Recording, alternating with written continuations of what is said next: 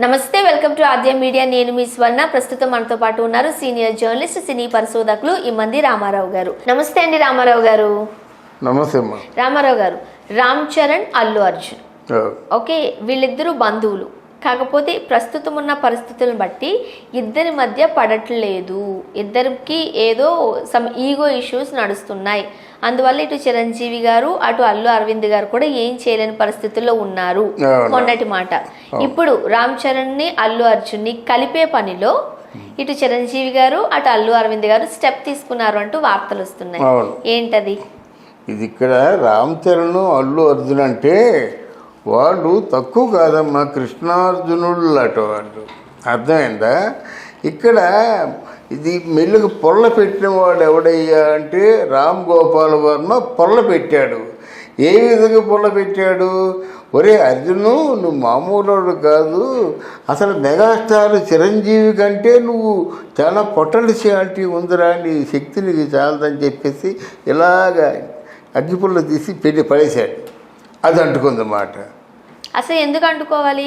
అసలు మెగాస్టార్ పేరు చెప్పుకునే, చిరంజీవి గారు పేరు చెప్పుకునే కదా వీళ్ళందరూ ఒక స్టేజ్ వరకు నిలబడగలిగారు.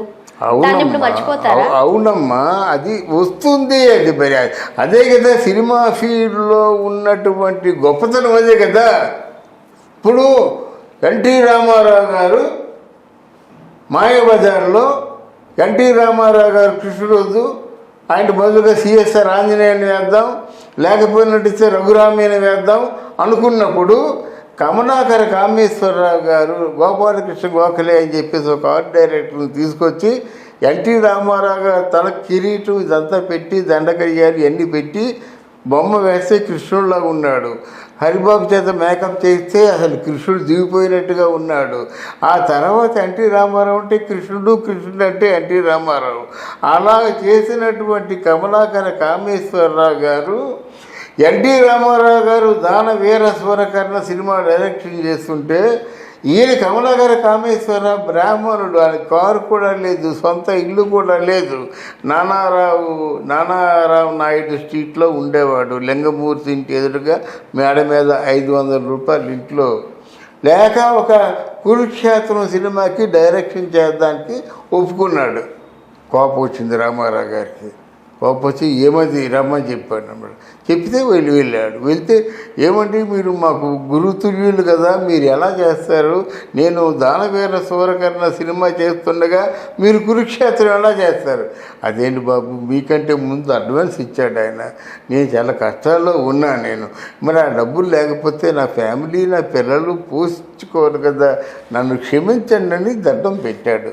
నో, ఆ సినిమా మీరు చేయకూడదు, తప్పు, ఆ సినిమా చేయకంటే ఉండలేను. వాళ్ళు నాకు అడ్వాన్స్ ఇచ్చారు, సినిమా చేస్తానని ఒప్పుకున్నాను. ఈ నోటికి ఇంతవరకు ఏదో ఎట్లాంటి సినిమాలు చేశారు, గొప్ప సినిమాలు చేశారు కదా ఆయన. అంటే అట్లా బచ్చి సినిమాలు మీ దైవాలను చేశాను, కానీ కమలాకర కామేశ్వరరావు గారు ఒక్కరోజు మాట తప్పారనే మాట లేదు కదా. నేను మాట తప్పలేను బాబు, నన్ను క్షమించండి, మనస్ఫూర్తిగా క్షమించండి అని చెప్పేసరికి కోపం వచ్చింది.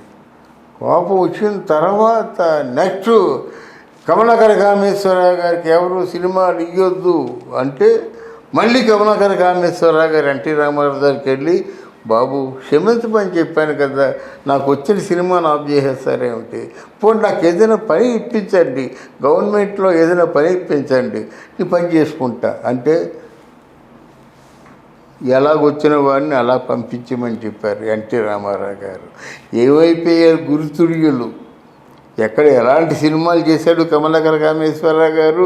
నర్తనశాల, మాయాబజార్లో అసోసియేటు, తర్వాత ఏమో ఇక్కడ పాండవ వనవాసం, గుండమ్మ కథ, ఇట్లాంటి ఎన్నో చేశారు సినిమాలు.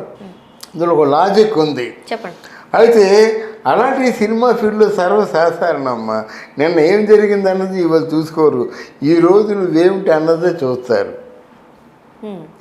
అలాగా ఎప్పుడైతే అల్లు అర్జును మెగాస్టార్ మీదేమో కత్తి కట్టాడన్నమాట. అంటే అక్కడ ఏమేమి వచ్చిందంటే చాలా సోమని జోనర్స్లోంచి వాళ్ళకి ఫైట్ ఎదురైందన్నమాట. ఏమని అప్పుడే వచ్చింది, అల్లు అరవింద్ గారు చిరంజీవి తాలూకు ప్రాపర్టీని నొక్కేశారని, అల్లు అరవింద్ గారు ప్రజారాజ్యం పార్టీలో టిక్కెట్లు ఏదో అమ్ముకున్నారని కొన్ని వేల కోట్లకు లెక్క డొక్క లేకుండా అయిపోయింది. ఇలాగ కోపం వచ్చింది దానికి. ఎవరికి? అల్లు అర్జున్కి కోపం వచ్చి ఆయన కొంతకాలం దూరంగా ఉన్నారు. దానికి ఏమైపోయిందంటే మెగా ఫ్యామిలీ డెవలైపోతుంది కదా. మెగా ఫ్యామిలీ ఎప్పుడైతే మెగా ఫ్యామిలీ అంటే ఇప్పుడు వీళ్ళిద్దరూ ఒక మెగా ఫ్యామిలీ కాదు కదా. ఎవరు? మన పవన్ కళ్యాణ్, రామ్ చరణ్, చిరంజీవి ముగ్గురు మాత్రమే మెగా ఫ్యామిలీ కాదు కదా. వీళ్ళందరూ కలిస్తే మెగా ఫ్యామిలీ అవుద్ది. దీనివల్ల వాళ్ళు నష్టపోతున్నారు. అది చిరంజీవి బాగా ఆలోచించారన్నమాట.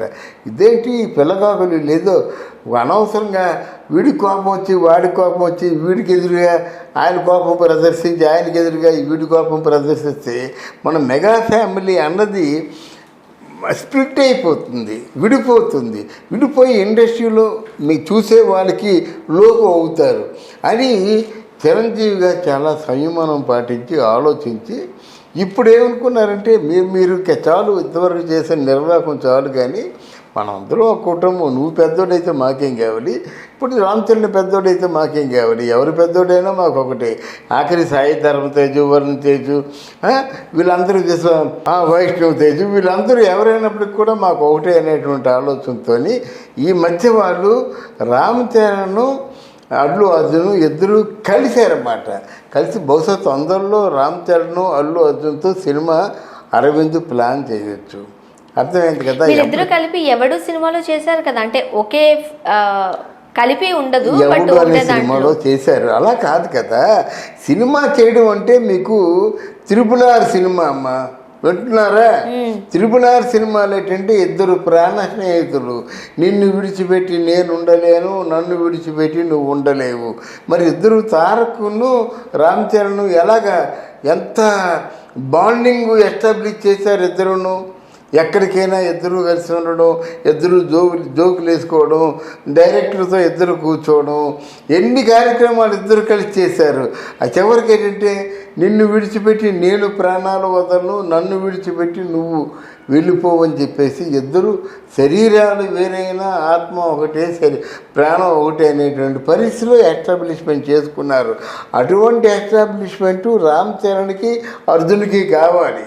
అప్పుడు ఈ ఫ్యామిలీ ఎక్కడ రాజ్ కపూర్ ఫ్యామిలీలా ఉంటుంది. నేనే చెప్పాను, చిరంజీవి ఫ్యామిలీ హిందీలో రాజ్ కపూర్ ఫ్యామిలీ ఉంది, ఇక్కడ చిరంజీవి ఫ్యామిలీ ఉంది. ఎంత ఇప్పుడు చిరంజీవి గారు, నాగబాబు, పవన్ కళ్యాణ్, రామ్ చరణ్, ఇక్కడ అల్లు అర్జున్, అల్లు శిరీష్, సాయి ధర్మ తేజు, వైష్ణవ్ తేజు, ఎవరైనా పేరేమి శిరీష్, ఎంతమంది, నిహారిక, నాగబాబు, ఎంత పెద్ద ఫ్యామిలీ ఇది అని. ఈ ఫ్యామిలీ ఉంటే ఇంకొక ఇండస్ట్రీలో ఇంకొక వర్గం వచ్చి వీళ్ళు డామినేట్ చేయరు కదా. అది ఆలోచించి వీళ్ళిద్దరూ ఒకటిగా మళ్ళీ కలుసుకున్నారని నా అభిప్రాయం. కలిసి ఉండాలని కూడా నా కోరిక. ఎందుకంటే మెగా ఫ్యామిలీ అన్నది ఎప్పటికి కూడా ఒక మన రాజ్ కపూర్ ఫ్యామిలీ లాగా, పృథ్వీరాజ్ కపూర్ ఫ్యామిలీ లాగా ఎప్పటికి కూడా తన వైభవాన్ని తను చాటు చెప్పుకోవాలని మనం కోరుకుందాం. Thank you so much. Thank you.